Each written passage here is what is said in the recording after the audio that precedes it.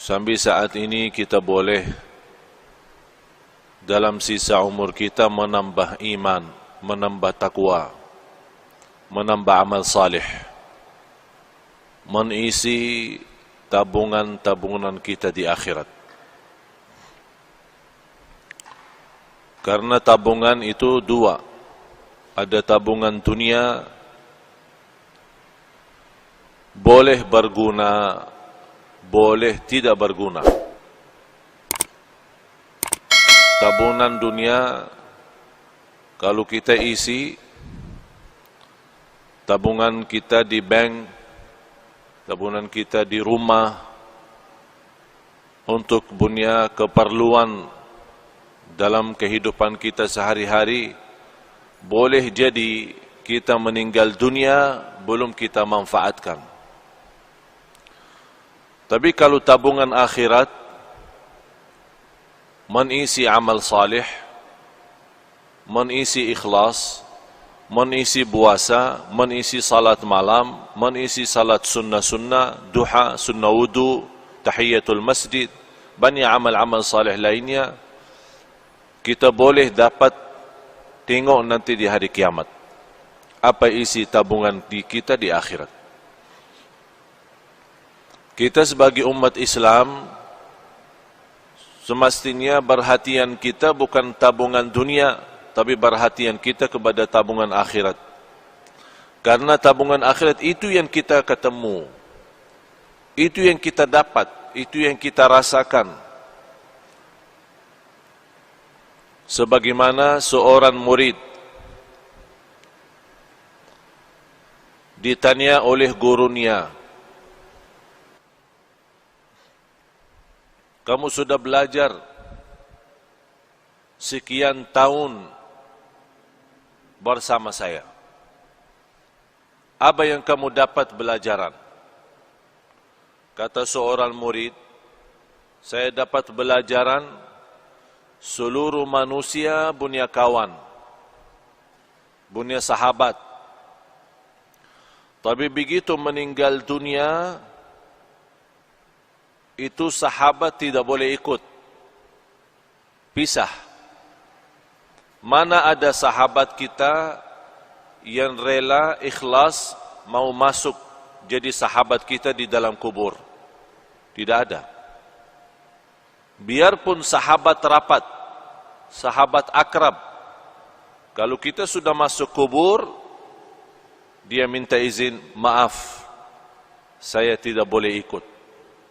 Pisah. Kata murid ini kepada gurunya, saya mendapatkan pelajaran kalau manusia mengambil sahabat akrab, tapi begitu masuk kubur dia boleh pisah, saya jadikan amal salih adalah sahabatku. Saya jadikan amal salih adalah temanku. Saya jadikan amal salih adalah akrab dan rapat samaku. Karena saya yakin begitu saya meninggal dunia, masuk kubur, satu-satunya yang boleh temani saya, yang boleh sahabat sama saya, yang boleh ikut sama saya adalah amal salih. Dan sudah Rasulullah sallallahu alaihi wasallam menjelaskan di hadis yang sahih, yatba'ul mayyit thalath, diikuti orang meninggal dunia tiga.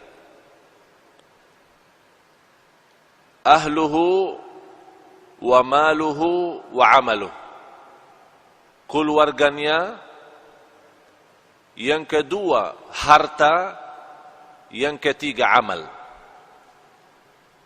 Kalau orang sudah mayat, mau dihantar ke kubur, mau dimakamkan, mau dikuburkan, diikuti tiga. Temanin, ikut tiga. Keluarga, harta, dan amal salih. Begitu mereka sudah dikuburkan, sudah ditanamkan, kata Rasulullah, pulang dua, diam satu. Pulang balik, keluarga sama harta. Tapi yang diam di situ dan ikut masuk adalah amal. Amal salih maupun amal tidak salih. Faman ya'mal mithqala dzarratin khairan yarah, wa man ya'mal mithqala dzarratin syarran yarah. Oleh karena itu seorang mukmin yang mencintai Allah dan Rasulnya, dia boleh tahu amal salih sangat diperlukan nanti. Oleh karena itu, yang semestinya perhatian kita sepenuhnya bukan kepada keluarga, bukan kepada harta dunia kita, tapi perhatian kita kepada amal kita. Karena ini yang menjaga kita nanti. Boleh dengan amal salih itu, kita sudah di dunia kubur, boleh jadi sinar. Allah bagi cahaya. Cahaya dari mana? Salat, wudu, sedekah, puasa, silaturrahim, akhlak mulia, amanat, jujur, lemah lembut, kasih sayang, cinta. Semua kebaikan dia usahakan dan dia amalkan. Di situ Allah terangkan kubur yang namanya kubur sempit, gelap, dan kita sudah nampak macam mana kubur, dan tidak ada di dunia orang masuk kubur sudah dibagi lampu di dalam. Tidak ada. Apakah Anda sudah nampak? Masuk dalam satu kubur, buka, ada semua. Ada tempat tidur, ada lemari es, ya, untuk minum-minum nanti. Ada enggak? Tidak ada kan? Tidak ada sama sekali. Selimut, bantal, boleh masuk sana? Tidak ada. Semuanya tidak ada. Biarpun raja, biarpun sultan, biarpun menteri, biarpun orang kaya, biarpun apapun jabatan, biar miskin, boleh di dunia beda rumah. Orang kaya punya istana, punya rumah bagus. Orang miskin punya rumah sederhana. Tapi kalau dalam kubur sama, tidak beza.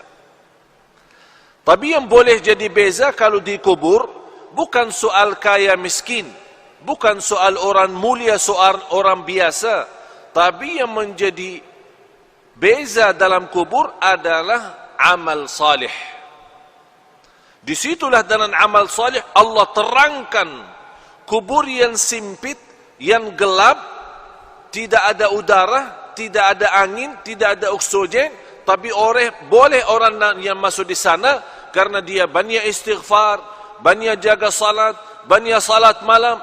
Allah luaskan dia punya kubur. Sebagaimana kata Rasulullah, Allah jadikan kubur itu raudah min riyadil jannah, taman dari taman surga. Dan boleh juga kubur itu menjadi lubang dari lubang neraka.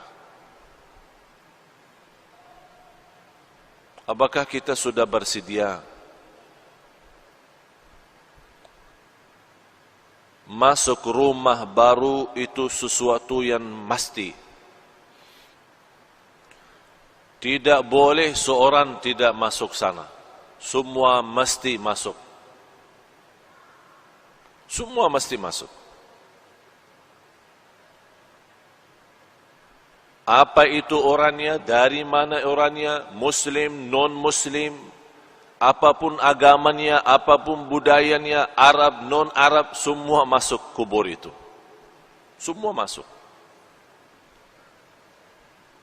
Nampaknya kubur itu sama, tapi sungguh di dalamnya sangat beza.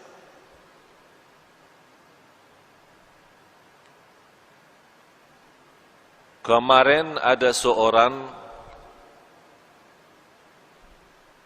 meninggal dunia, seorang ibu.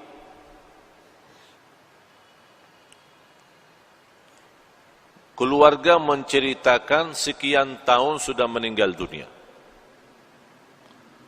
Ada satu proyek dari pemerintah mau buat jalan di situ. Jadi semua makam-makam kuburan yang ada di situ mesti dipindah. Pas mereka dikubur seorang ibu yang sudah meninggal dunia sekian tahun, dibongkar kubur, dibuka, dicium harumnya macam harum misk. Semua orang yang datang bekerja merasa harumnya luar biasa. Harumnya membuat hati tenang. Harumnya yang tidak pernah kita dapat di dunia. Itu keluar dari dia punya kubur. Akhirnya ditanya dia punya keluarga, apa amalan seorang ibu ini sambil boleh dapat kubur macam itu harumnya? Mereka menjawab, ibu kami tidak pernah tidur malam hari sampai membaca surat Al-Mulk, Tabarakalladzi biyadihil mulk. Setiap malam Allah bukan hanya terangkan kuburannya, tapi Allah harumkan. Harum luar biasa. Dan itulah kata Rasulullah sallallahu alaihi wasallam, 30 ayat, 30 ayatan syafa'at li sahibiha, 30 ayat yang membantu, yang menolong seorang masuk kubur, diselamatkan oleh Allah dari siksa kubur. Apa itu 30 ayat? Tabarakalladzi biyadihil mulk. Dan ini juga menjadi sunnah Nabi kita, Nabi Muhammad sallallahu alaihi wasallam. Sekarang tuan-tuan jamaah sekalian cuba bertanya diri, berapa kali kita baca surat Al-Mulk? Ini bahan suratul Mulk 30 ayat, kalau kita duduk tidak lebih dari 15 minit, 20 menit. Tapi 15 minit mahal. 15 menit jamin kita selamat dari siksa kubur. Tapi banyak manusia yang lalai. 15 menit boleh kita selamat di alam kubur, tapi kita lalai, sepertinya kita sudah siap disiksa di kubur, bukan diselamatkan. Na'udzubillah. Oleh karena itu, tuan-tuan jamaah sekalian yang dimuliakan Allah subhanahu wa ta'ala, dirahmati Allah sekalian, baca surat Al-Mulk. Niat kita diselamatkan oleh Allah dari siksa kubur. Diselamatkan oleh Allah dari kubur, lubang dari lubang neraka. Menetapkan hati kita saat ditanya oleh mungkar nakir, kita boleh pandai jawab. Ini semua barakah surat Tabarak. Tabarakalladzi biyadihil mulk wa huwa ala kulli syai'in qadir, alladzi khalaqal mauta wal hayata. Allah menciptakan mati dan hidup, liyabluwakum ayyukum ahsanu amala, diuji kalian siapa di antara kamu yang sebaik-baik amalan. Yang saya herankan, umat Islam yang segitu indahnya Islam, segitu mudah amal salih, tapi banyak yang malas.